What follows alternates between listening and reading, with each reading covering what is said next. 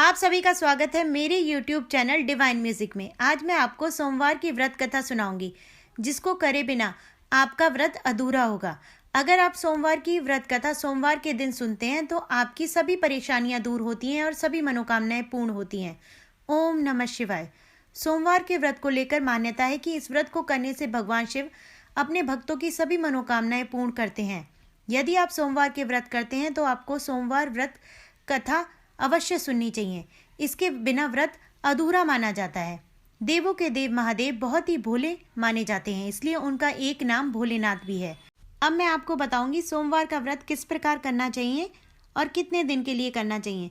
सोमवार के दिन व्रत रखने वाले व्यक्ति को सुबह सबसे पहले उठकर स्नान करना चाहिए। इसके बाद शिव जी को जल और बेलपत्र चढ़ाना चाहिए। साथ ही विधि विधान से शिव गौरी की पूजा करनी चाहिए। शिव पूजन के बाद सोमवार व्रत कथा सुननी चाहिए। सोमवार का व्रत रखना चाहते हैं तो इसे 16 की संख्या में रखें और फिर जब 16 सोमवार पूरे हो जाएं तो विधि विधान से उद्यापन करें। हालांकि आप अपनी कामना, संकल्प और शारीरिक क्षमता के अनुसार आगे भी जारी रख सकते हैं। भगवान शिव के सोमवार व्रत को 5 साल तक भी रखने का विधान है। पौराणिक मान्यताओं के अनुसार भगवान शंकर को प्रसन्न करने के लिए किसी भी तरह के खास विशेष पूजन की आवश्यकता नहीं होती, क्योंकि कहा जाता है कि वह तो भोले हैं और भक्तों के मन की सभी बात जानते हैं और वो भक्तों के थोड़े से ही प्रयत्न से बहुत खुश हो जाते हैं। अगर आप भी शिव की भक्ति और कृपा पाने के लिए व्रत करते हैं तो इस कथा को अवश्य सुनें। साहूकार को कैसे संतान की प्राप्ति हुई। एक बार किसी एक नगर में एक साहूकार था। उसके घर में धन की कोई कमी नहीं थी, लेकिन उसके कोई संतान नहीं थी। वह इस कारण बहुत दुखी था। संतान प्राप्ति के लिए वह हर सोमवार को व्रत रखता और पूरी श्रद्धा के साथ शिव मंदिर जाता। भगवान शिव और माता पार्वती की पूजा करता। उसकी भक्ति देखकर एक दिन माता पार्वती बहुत प्रसन्न हुई और भगवान शिव से साहूकार की मनोकामना पूर्ण करने का निवेदन करने लगी। पार्वती जी के आग्रह पर भगवान शिव ने कहा कि हे पार्वती, इस संसार में हर प्राणी को उसके कर्मों का फल मिलता है और जिसके भाग्य में जो लिखा है उसे भोगना पड़ता है। लेकिन पार्वती जी ने साहूकार की भक्ति देखकर उनकी मनोकामना पूर्ण करने की इच्छा व्यक्त की।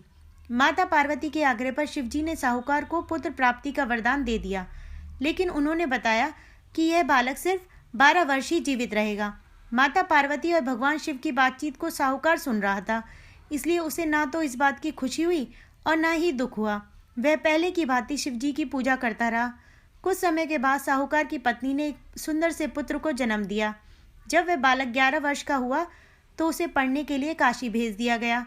साहूकार ने पुत्र के मामा को बुलाकर उसे बहुत सारा धन दिया और कहा कि तुम इस बालक को काशी विद्या प्राप्ति के लिए ले जाओ। तुम लोग रास्ते में यज्ञ करते जाना और ब्राह्मणों को भोजन दक्षिणा देते हुए जाना। दोनों मामा भांजे इसी तरह यज्ञ करते और ब्राह्मणों को दान दक्षिणा देते काशी नगरी निकल पड़े। इस दौरान रास्ते में एक नगर पड़ा, जहाँ नगर के राजा की कन्या का विवाह था। लेकिन जिस राजकुमार से उसका विवाह होने वाला था वह एक आंख का काना था। राजकुमार के पिता ने अपने पुत्र के काने होने की बात को छुपाने के लिए सोचा, क्यों ना इस साहूकार के पुत्र को दूल्हा बनाकर राजकुमारी से विवाह करा दूं। विवाह के बाद इसको धन देकर विदा कर दूंगा और राजकुमारी को अपने नगर ले जाऊंगा। लड़के को दूल्हे के वस्त्र पहनाकर राजकुमारी से विवाह करा दिया गया। साहूकार का पुत्र ईमानदार था। उसे ये बात सही नहीं लगी, इसलिए उसने अवसर पाकर राजकुमारी के दुपट्टे पर लिख दिया कि तुम्हारा विवाह तो मेरे साथ हुआ है, लेकिन जिस राजकुमार के संग तुम्हें भेजा जाएगा वे एक आंख से काना है। मैं तो काशी पढ़ने जा रहा हूँ। जब राजकुमारी ने चुन्नी पर लिखी बातें पढ़ी तो उसने अपने माता पिता को ये बात बताई। राजा ने अपनी पुत्री को विदा करने से मना कर दिया और बारात वापस चली गई।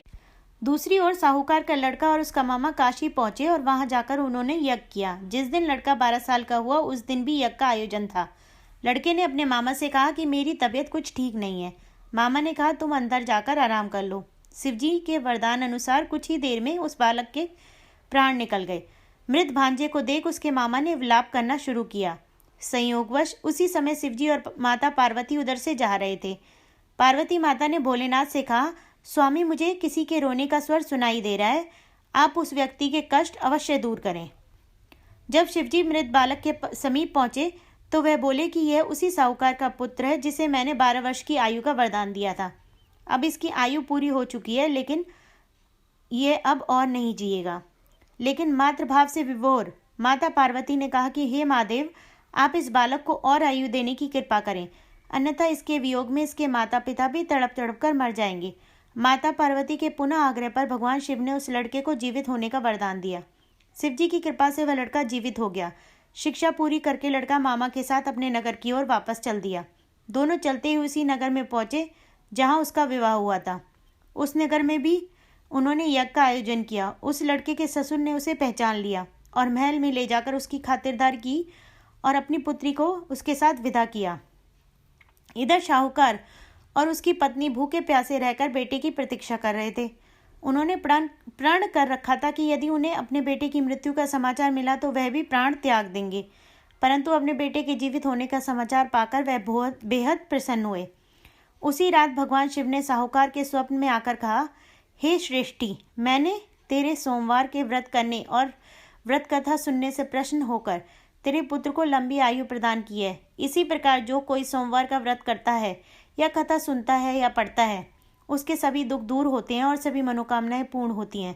बोलो शिव शंकर भगवान की जय, बोलो माता पार्वती की जय। ओम नमः शिवाय। धन्यवाद। ऐसी ही अच्छी अच्छी धार्मिक जानकारी के लिए, व्रत कथाओं के लिए मेरे YouTube चैनल डिवाइन म्यूजिक को सब्सक्राइब करें, मेरी वीडियोस को लाइक करें। धन्यवाद।